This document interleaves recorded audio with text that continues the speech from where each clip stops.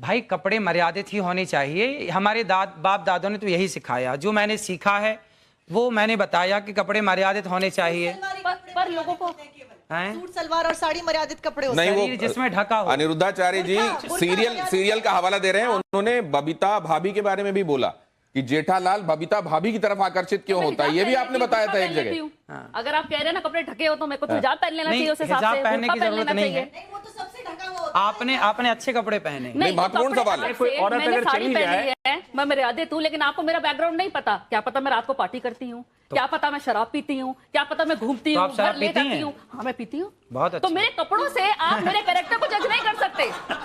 तो आपने शराबियों से बात करने बिठा दिया मेरे को आज। नहीं, बात असल में ये है। शराब, एक मिनट, आप अपनी भाषा का मर्यादा रखें। आप अपनी भाषा का मर्यादा रखें। शराब पीने वाला शराबी नहीं होता। पहले आपको एक बात ये भी मैं मानवी जी बताता हूँ क्या करते थे शिव जी, क्या करते थे? एक बात मैं आपको बताता हूँ। नहीं, एक सेकंड। बहुत सारे लोग जो एडिक्ट थे, मानवी जी आप इसकी तारीफ करेंगी शायद, आप इस बात की शायद प्रशंसा करेंगी कि अनिरुद्धाचार्य जी के आह्वान पर बहुत सारे लोग जो एडिक्ट थे, शराब के चक्कर में उन्होंने घर बार बेच दिया था, बच्चे उनके सड़कों पर आ गए थे, उनके आह्वान पर उन लोगों ने शराब छोड़कर, नशा छोड़कर, तंबाकू छोड़कर और अब अध्यात्म की राह पकड़ी है। क्या ये बात स्वागत योग्य है मानवी जी? कहीं ना क्या ये बात स्वागत योग्य है? आप लोग क्या कहते हैं? अगर स्वागत योग्य है तो इस पर ताली बजनी चाहिए। क्या मानवी जी, लेकिन एक बात मैं समझना चाह रहा हूं, क्या समाज को मर्यादित रहने के लिए कहना और ये कहना कि आप ठीक लाइन पर चलें, आप ठीक तरीके से रहें, दूसरों से ठीक व्यवहार करें, क्या ये गलत करते हैं अनिरुद्धाचार्य? देखिए, मैं अब जैसे इन्होंने ये मेरे पे बोला तो मैं भी कुछ बोलना चाहती हूँ, उसका जवाब इनसे लेंगे कि कई बाबाओं के धोखाधड़ी के अंदाज भी है कुछ निराले। कोई धर्म के नाम पे ठगे तो कोई क्रिमिनल चार्जेस में फंसे, कोई रेप में पेरोल पाए तो किसी को अननेचुरल सेक्सी भाए। अब इस पे क्या बोलना चाहेंगे? आप जनता फॉलो करती है आपको, तो भगवान ना करे कुछ और निकल आए तो उस पर आप क्या कहेंगे? जवाब लेते हैं। क्या आडंबर करने वाले लोग भी हैं साधु के वेश में, उनसे सावधान रहना चाहिए? इसलिए कहते हैं पानी पियो छान के और गुरु बनाओ जान के। आप एक सेकंड, ये जो ऑडियंस यहाँ बैठी हुई वो भी कुछ कहना चाह रही है। हाँ, जल्दी से बात कहिए, जल्दी से। गुरुजी राधे राधे। मैं 2016 में, मेरा परिवार, मेरी एक बेटी है, एक लड़का है, तो पूरा परिवार बीमार रहता था। डॉक्टर को इतना पैसा दे दिया, इतना दे दिया, तो मेरा अच्छा मकान है, सब कुछ है।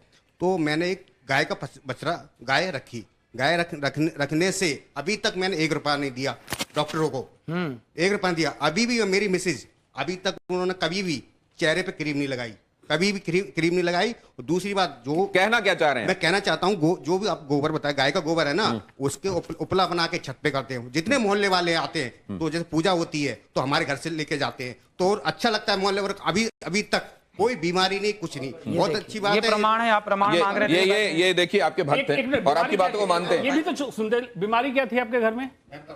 क्या बीमारी थी? मिसेज को मैं अंदर खुले बताता हूँ मैं आपको। खुला पेट की बीमारी थी। कभी डॉक्टर के पास, कभी एम्स में दिखाया, मैं कागज दिखा दूंगा सर, मैंने इतना पैसा लगा दिया, मेरा एक प्लॉट चला गया। क्या बीमारी थी? बीमारी अंदर की। अरे बीमारी का नाम बताइए भाई, जब इतनी जगह जा चुके, बीमारी का नाम बताइए। बीमारी बताता हूँ मैं आपको। बीमारी क्या, पेट की बीमारी थी, तो बच्चा नहीं होता था और फैल हो जाता था, कभी कैसे क्या।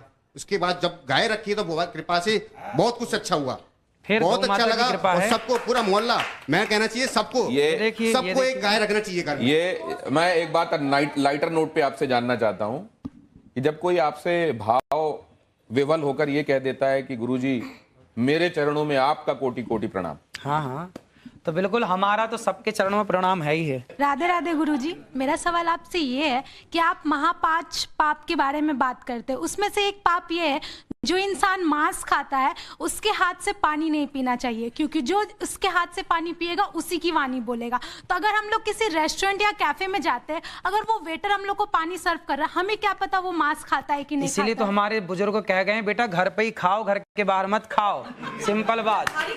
अच्छा, एक नहीं तो ये जो बातें हैं वो शास्त्र सम्मत हैं, इसलिए मानना चाहिए, या व्यवहारिक भी हैं इसलिए हम उनको लागू कर सकते हैं? आहार शुद्धौ सत्य शुद्धौ लिखा है। तो खेती भी घर पे कर लेनी चाहिए, क्योंकि सब्जी घर पे तो होती है खेती बेटा। संभव नहीं आज के परिवेश बेटा घर पे तो होती है ना खेती। देखो लाखों लोगों की शराब छूट गई मेरे कहने से। बहुत अच्छी बात। लाखों लोगों के घर बस गए। कितने पति पत्नियों की झगड़े होते थे, कथा सुनने के बाद वो पति पत्नी बिल्कुल प्यार से रहने लग गए। सास बहू के झगड़े होते थे, कितना डिप्रेशन था, सारा डिप्रेशन खत्म हो गया। और आज आपको बताऊं कि गौरी गोपाल गुरुकुल में 150 बच्चे पढ़ते हैं। जो बच्चे असमर्थ हैं, माँ बाप जिनको पढ़ा नहीं सकते, जिस किसी की माँ नहीं है, किसी का पिता नहीं है, ऐसे 150 बच्चे वहाँ रहना, खाना, पढ़ना, लिखना सब फ्री है। बच्चियां भी हैं। एक बात 150 बच्चे पढ़ते हैं आपको वहाँ। देखता हूँ कि आप गायों के पैर दबा रहे होते हैं और वो बड़े स्नेह से आपको चाट रही होती हैं, वो भी दुलार रही होती हैं। आप मैंने देखा 400 वृद्धाओं को, माता है, 285 वृद्ध माएं हैं जिनके बच्चों ये ने वृद्ध घर से माएं, निकाल इनके बारे में रखा है। बताएंगे किस किस सोशियो इकोनॉमिक अभी कैटेगरी से आपने आती एक बात कही थी, गौरी गोपाल गुरु आश्रम में एक वृद्ध माँ है जिनका बेटा अमेरिका में आंखों का बहुत बड़ा डॉक्टर है और वहां उसका हॉस्पिटल है। रहने वाला भारत का है पर अमेरिका शिफ्ट हो गया, अब उसने एक हॉस्पिटल बनाया आंखों का। और विडंबना देखिए कि उसकी माँ गौरी गोपाल में रहती है और उस माँ को भी संयोग से आंखों की दिक्कत है। तो अभी मैंने उन माँ का इलाज कराया और अभी उन माँ की आंखें अब ठीक है, थोड़ा मोतियाबिंद हुआ था, कुछ दिक्कत हुई थी, अब ठीक है। आप कई बातों को गानों के माध्यम से लोगों तक पहुंचा देते हैं और कई बार ऐसे गाने जो लोगों के बीच में बड़े प्रचलित और पॉपुलर रहे हैं, वो फिल्मी भी रहे हैं, आप गुनगुना देते हैं। कुछ ऐसा इनके लिए जरा आप कर देंगे? बड़ी देर से आपकी राह सब देख रहे थे, आपको आने में थोड़ा सा टाइम भी लगा। कौन सा गाना सुना दे आप जो सुनाते हो और जिसमें कोई मैसेज हो। इतनी कृपा सांवरे बनाए रखना, इतनी कृपा सांवरे बनाए रखना, मरते दम तक सेवा में लगाए रखना, इतनी कृपा सांवरे बनाए रखना, मरते दम तक सेवा में लगाए रखना, कृपा। ये तो आपने सांवरे के लिए लिखा हुआ भजन, वो जो देशज में लिखा हुआ है वो सुनाया। कोई फिल्मी सुना दीजिए, आप फिल्मी भी सुनाते हैं बहुत। कसमें वादे प्यार वफा सब बातें हैं बातों का क्या, कसमें वादे प्यार वफा सब बातें हैं बातों का क्या। कोई किसी का नहीं है, झूठे नाते हैं, वहां नहीं गए आप? कोई किसी का नहीं ये झूठे नाते हैं नातों का क्या, कसमें वादे प्यार वफा सब बातें हैं बातों का क्या। नहीं, लेकिन आपकी कस्में लोगों की सेवा के लिए, आपके वादे लोगों के लिए, आप आगे भी सेवा करते रहेंगे, वफा उनसे, ये तो सब सच है, हम देख रहे हैं। जरा ये आप तख्ती दीजिए मुझे, यस और नो वाली। जिसकी लाठी उसकी भैंस। ये है, देखिए इसमें क्विक क्वेश्चंस में आपके पास दो ऑप्शंस होंगे, एक तो ये हाँ का ऑप्शन है और दूसरा नहीं का। आपको जो सही लगे वो उठा दीजिएगा। ये इसी में दोनों हैं। आप हिंदी वाला चाहे हिंदी वाला, अंग्रेजी वाला चाहे अंग्रेजी, आपको ये सुविधा है। अब पहला सवाल मैं आपसे कर रहा हूं, इसमें आपको जो सही लगे हाँ या ना वो उठा दीजिएगा। आप दोनों एक ही कर लें तो ज्यादा अच्छा रहेगा। ये जैसे आपका ये हाँ हो गया और इसको नहीं कर लीजिए। अब आपको जो उठाना है वो उठा दीजिएगा, ठीक है? ठीक। इससे आपको पता भी रहेगा कि ये कौन सा वाला है। अखिलेश यादव का कहना है कि मठाधीश और माफिया एक हैं। योगी आदित्यनाथ का कहना है कि बटेंगे तो कटेंगे। क्या ये सही है? बिल्कुल सही है। राहुल गांधी का कहना है कि भारत में कौशल की कमी नहीं है, बल्कि कौशल रखने वालों का यहां सम्मान नहीं होता।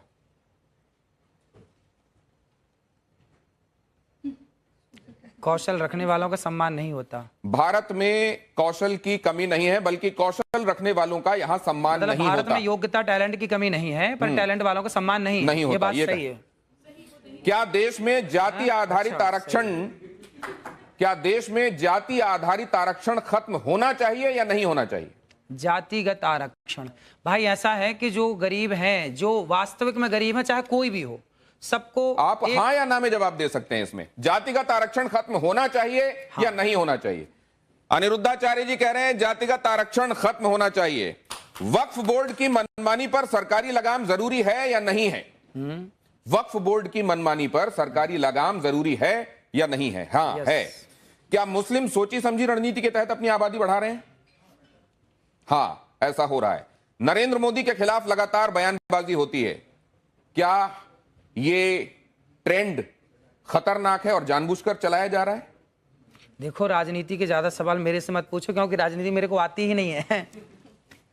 राजनीति नहीं आती। ये राजनीति भी शास्त्र इसके संदर्भ में भी बताते हैं। वो जब मैं चाणक्य ने बोला, चाणक्य तो पूरा इसी पे बोल रहे। आपके हिसाब क्या से है, यदि मैं राजनीति पे बोलने लग जाऊं, राजनीति करने लग जाऊं ना, तो फिर राजनेता परेशान हो जाएंगे।